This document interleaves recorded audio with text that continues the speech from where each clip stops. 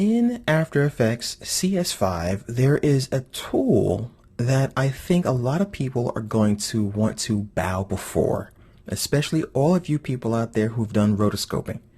Now, for you who don't know what rotoscoping is, imagine you shot some footage with an actor, all right, and somebody accidentally left the microphone, boom, showing.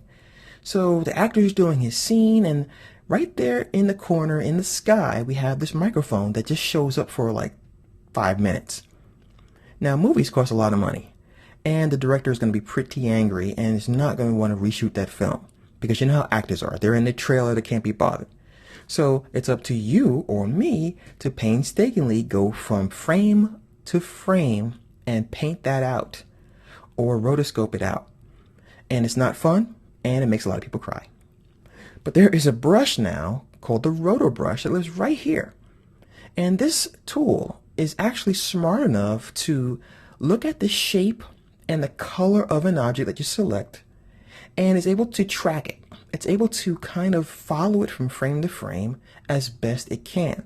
Now, we can help it along as best we can by making sure that we have enough contrast for it to actually lock on to something. So the tool, it will work in the best situation when you have a lot of contrast, and in situations like where it's really dark, you might have a more difficult time, which is why I'm going to show you a piece of footage that I have here, and I'm just doing my own rendition of The Telltale Heart, Edgar Allan Poe. And here's a character who is the old man in the story. Now, fortunately for me, I had enough light on this character so that when I try to rotoscope him, the tool will work. So rotoscoping is also handy when you want to do things like add special effects, or you want to remove an actor, replace it with something else, all kinds of uses for it.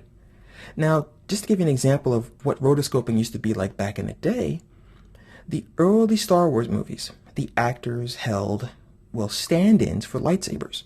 They were just like sticks. So somebody had to literally draw that glow on every single frame of that fight scene. So if that was me, I don't know about you, but I probably would go to the dark side of the force. This sounds like a very torturous job. So let me show you how this tool works. All right, so I have a piece of footage and I have a character who is pretty nicely illuminated. And I also have this hand here that's also well lit in this dark room.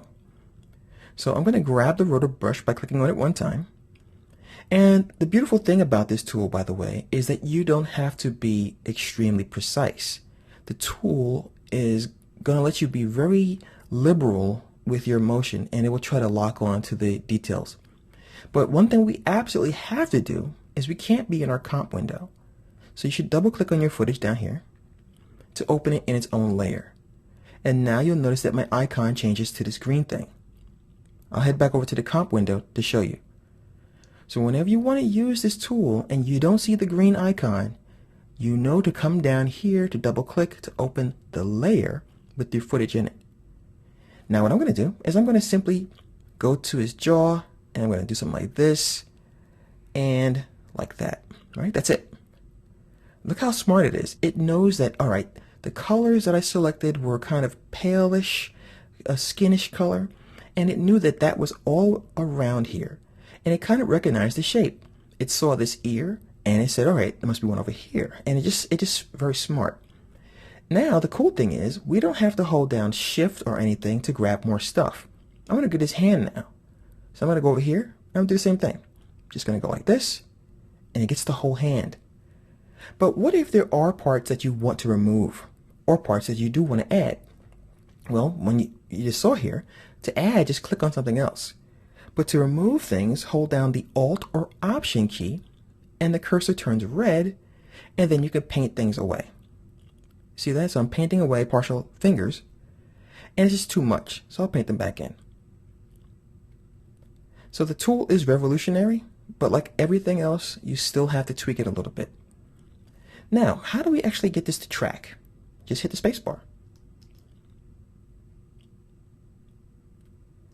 And you'll see the magic. It just stays with the face the whole time. Now that we're done, we can head back to our comp. And I'll go ahead and rewind.